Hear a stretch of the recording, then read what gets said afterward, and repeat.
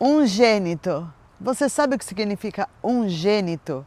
Porque na passagem da Bíblia, em vários momentos, no Novo Testamento, a gente encontra que Deus enviou o seu único filho, ungênito, para nos salvar. Então, ungênito tem um significado profundo. E aqui eu vou dizer o que significa. Eu até anotei. Primeiro, significa unidade e singularidade. A palavra ungênito significa o único gerado. Então Jesus é o único que foi gerado para ser Deus. E desde a criação do universo, se você lê na Gênesis cuidadosamente, Deus fala nós. Quem é nós? O Criador, Jesus e o Espírito Santo. Então, a Trindade maravilhosa que nós amamos. Isso indica que Jesus é o único Filho de Deus da sua espécie. Então, da espécie de Deus, somente Jesus é uma pessoa. Semelhante como nenhum outro. Não existe ninguém na Terra, por melhor que seja, Madre Teresa de Calcutá, Chico Xavier, ou essas pessoas que são muito notórias por fazerem o bem, elas não são Deus.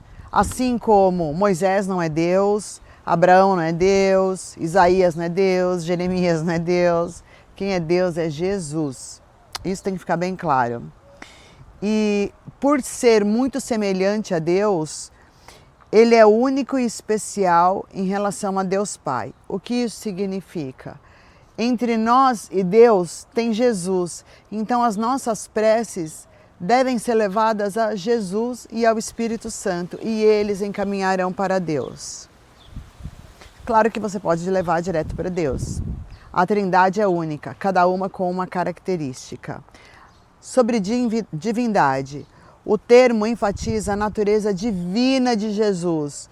Como Filho ungênito, ele é plenamente Deus e plenamente homem, distinto de todos os seres humanos.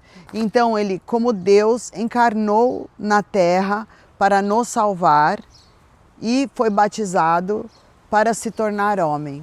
Mas mesmo sendo Deus, ele nunca impôs a característica de Deus para enfrentar os inimigos, os perseguidores ou quem o acusava, etc. Relação íntima. A designação filho também implica uma relação íntima e única entre Jesus e Deus. Essa relação é um dos fundamentos da crença na Trindade. Então eu sei que o Criador criou o universo e o universo é perfeito. Eu estou no meio de um lugar perfeito, com árvores, pássaros exóticos, que é minha nova casa. Então tem o Criador, a criatura e o Espírito Santo.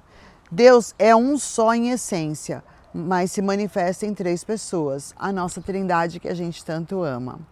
Sacrifício por amor.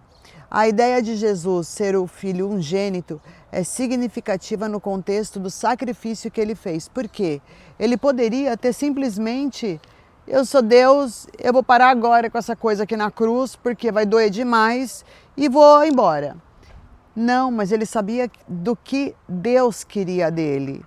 Como filho ungênito, ele tinha ligação direta com Deus. Deus poderia ter livrado Jesus da cruz, mas nós não estaríamos aqui hoje falando dele se a cruz não tivesse acontecido.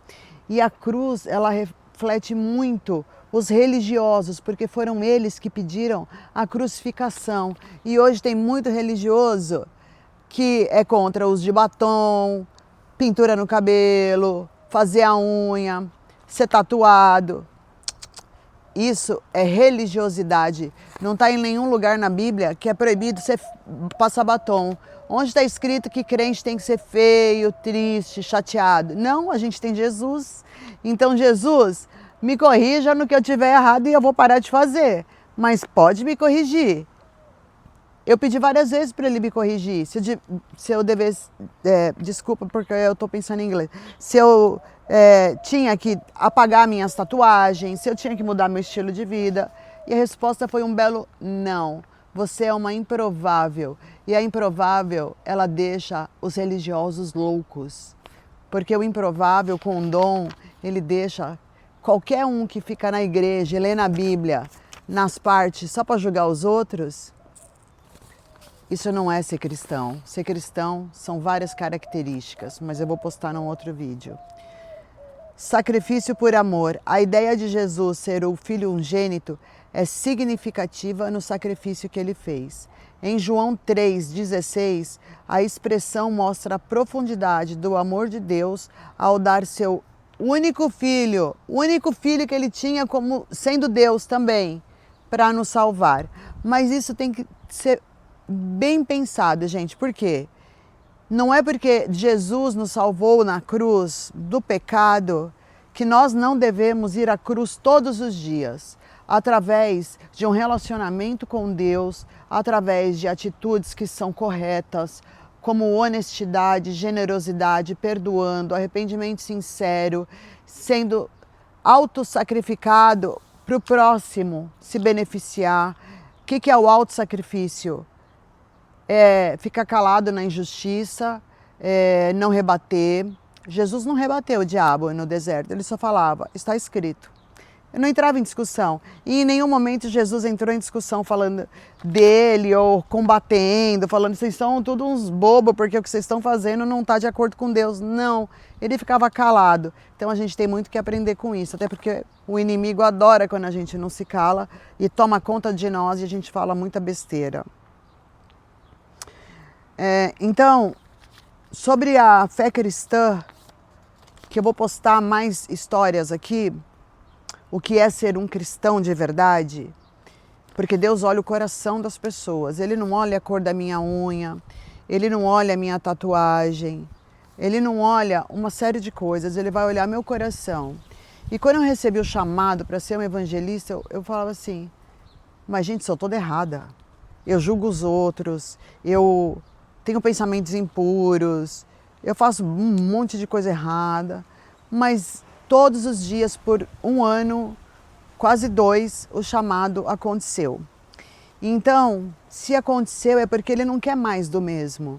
Porque as pessoas engravatadinhas, religiosas, que ficam só pegando a lei lá do Antigo Testamento para julgar os outros, não é isso que Cristo quer. Cristo quer ide. O que é o evangelho do ide? Ide e pregai o evangelho.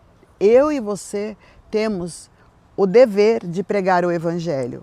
Claro que não é fazendo imposição, você está errado, porque você sabia que na Bíblia diz isso e aquilo, então você vai para o inferno. Não, é através do nosso exemplo. É através de como Jesus mudou nossa vida. E para isso a gente tem que reformar nossa mente.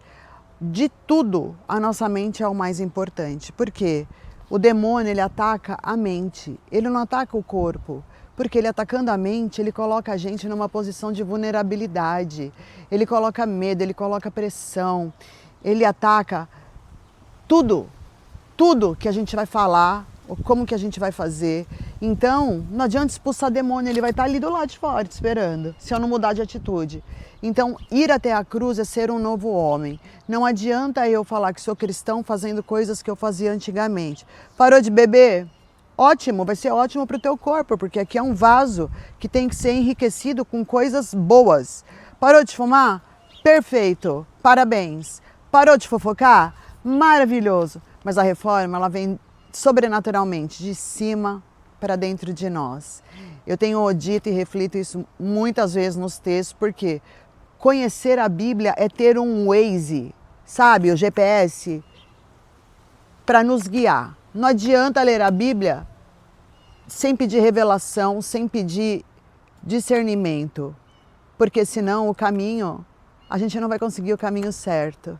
Mas vamos voltar para o Filho ungido. Filho ungido, Jesus, nós te amamos de todo o coração. Amém.